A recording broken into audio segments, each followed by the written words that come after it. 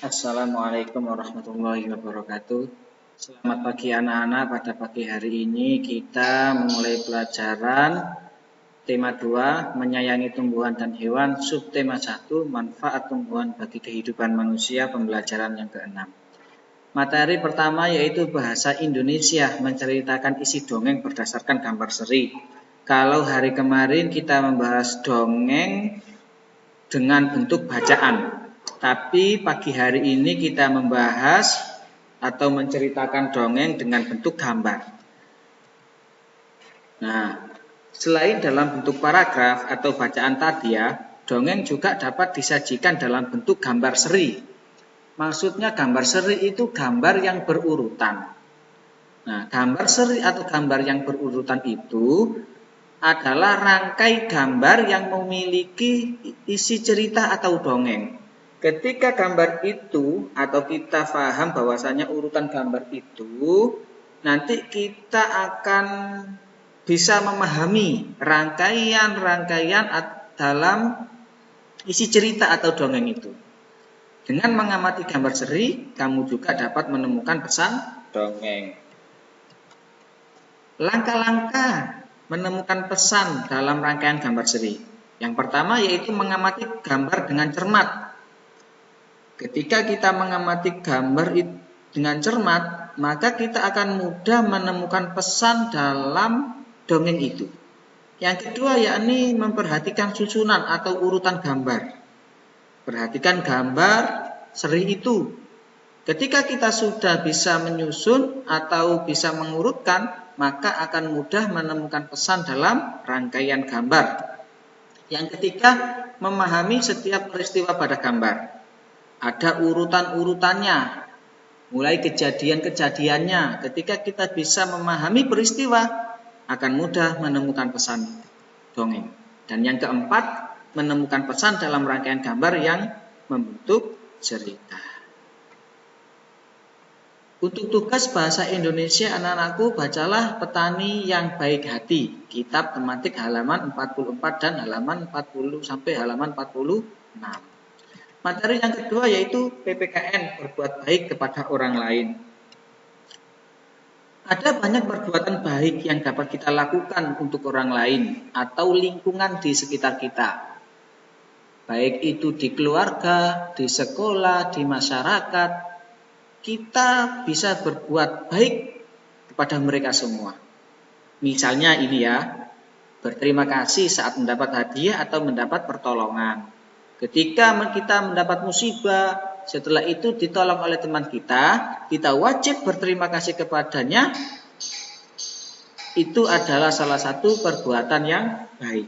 Yang kedua yakni meminta maaf saat melakukan kesalahan atau ketidaksengajaan. Mungkin ketika kita berjalan, tiba-tiba ada teman kita lari, terus tersenggol, kita jatuh. Nah, kita meminta maaf karena melakukan kesalahan yang tidak disengaja. Yang ketiga, yakni menolong orang lain yang mendapat musibah atau kesulitan. Ketika ada teman sakit, kita jenguk. Ketika ada teman kita mendapat musibah, kita bantu. Itu juga salah satu perbuatan yang baik. Ingat, perbuatan baik harus dilakukan dengan penuh keikhlasan. Sila kedua Pancasila menjadi pedoman bagi kita untuk selalu bersikap baik kepada sesama manusia. Nah, selain kepada sesama manusia, kita juga wajib berbuat baik kepada hewan, tumbuhan.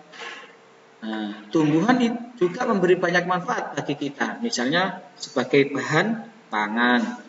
Karena kita tidak bisa lepas dari tumbuhan. Kalau kita mau makan, kita membutuhkan beras. Beras itu dari mana? Dari padi.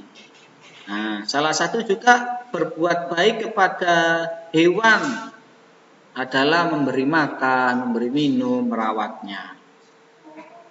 Untuk tugas PPKN, kerjakan kitab tematik halaman 47 dan 48. Selanjutnya anak-anakku sekalian matematika. Soal cerita menggunakan sifat pertukaran pada penjumlahan. Apa itu? Kita lihat atau kita ingat kembali bahwasanya sifat komutatif disebut juga sifat pertukaran. Penggunaan sifat-sifat pertukaran pada penjumlahan dapat membantu mempermudah menyelesaikan soal. Contoh ini ya, jumlah siswa kelas 1, kelas 2, dan kelas 3 berturut-turut adalah 45 siswa, 28 siswa, dan 35 siswa. Berapakah jumlah siswa seluruhnya? Cara menyelesaikannya begini. Gunakan sifat pertukaran pada penjumlahan untuk mempermudah perhitungan. Jumlah siswa seluruhnya kelas 1 45, kelas 2 28, dan kelas 3 35 siswa. Kalau kita jumlahnya sesuai dengan komutatif sama dengan 45 ditambah 35 ditambah 28 sama dengan 80 ditambah 28 sama dengan 108. Kok bisa seperti itu? Kita lihat ini. Nah, jadi 28 ditambah 35 ditambah 28. Lah ini namanya komutatif. Ya. Jadi jumlah siswa di kelas 1, kelas 2, dan kelas 3 adalah 108 orang. Tugas matematika silakan kerjakan di halaman 50 dan 53. Terima kasih anak-anakku, sampai jumpa, sehat selalu, ketemu di lain waktu. Assalamualaikum warahmatullahi wabarakatuh.